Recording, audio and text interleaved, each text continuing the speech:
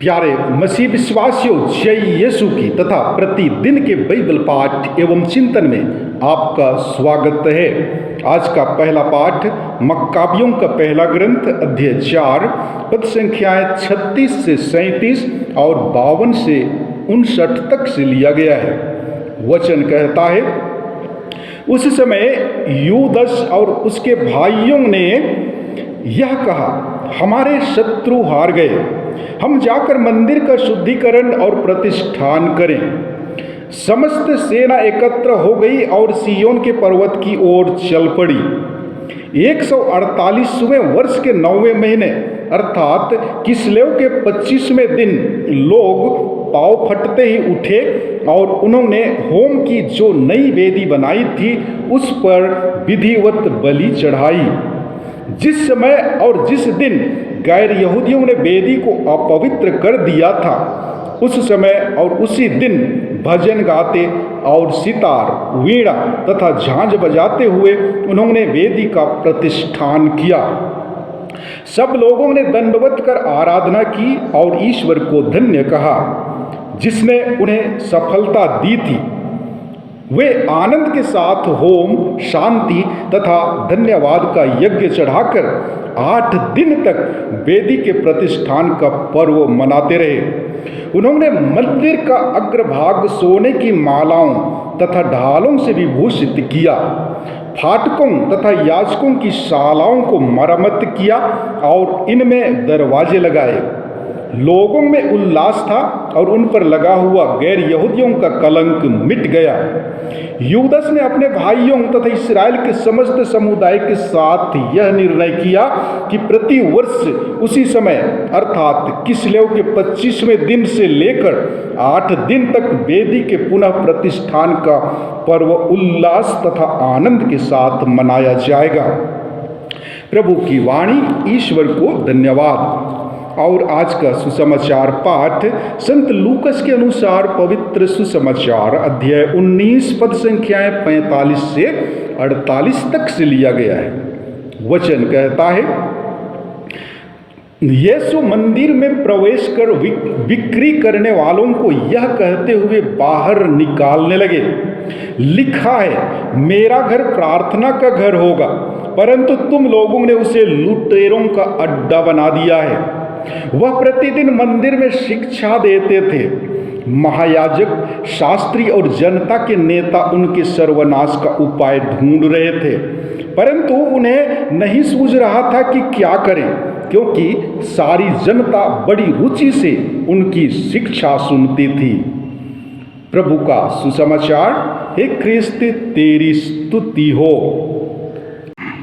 प्यारे मसीही विश्वासियों, पुस्तकों के जरिए जब हम शिक्षा ग्रहण करते, नई दिशा, चुनौतियों का सामना करने में सक्षम होते हैं तो हमें खुशी का अनुभव होता है। शिक्षा पाने में जो कठिनाई होती है उसे हम भूल जाते हैं जब हम दूसरों के साथ इस खुशी को बांटते हैं। खुशी बांटने से हमेशा यह बढ़ता है।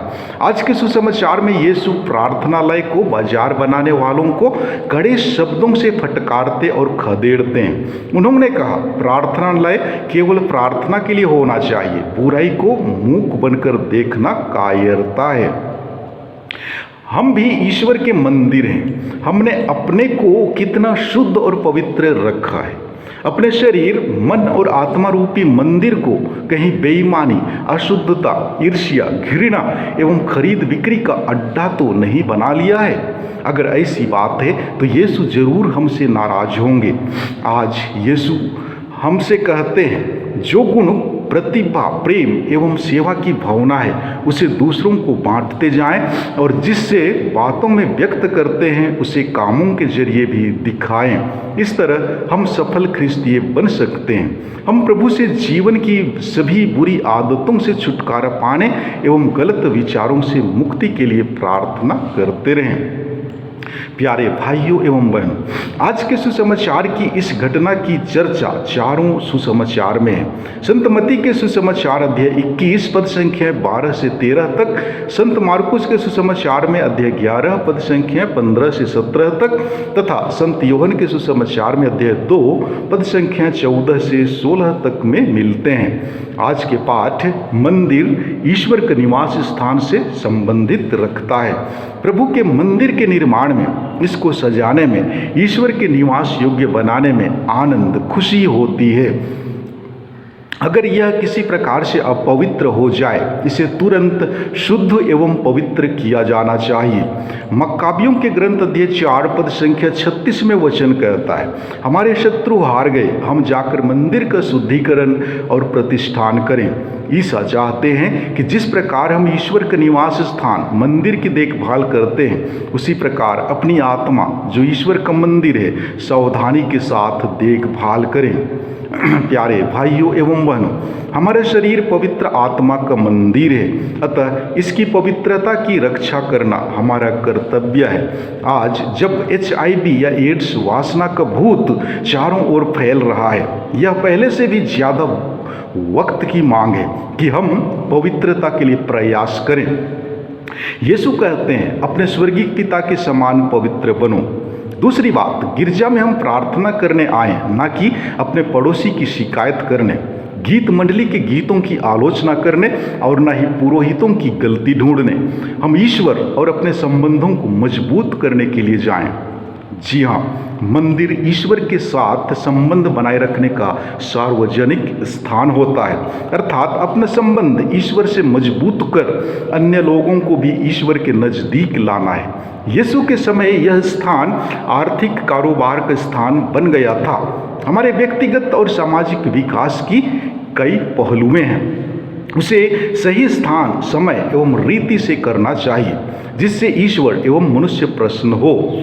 ईश्वर के नाम पर बुराई करना कभी स्वीकार्य नहीं है, अतः किसी काम को उसका उचित स्थान देना चाहिए। यह मनुष्य के साथ उचित रीति से व्यवहार करने के लिए भी आमंत्रित करता है।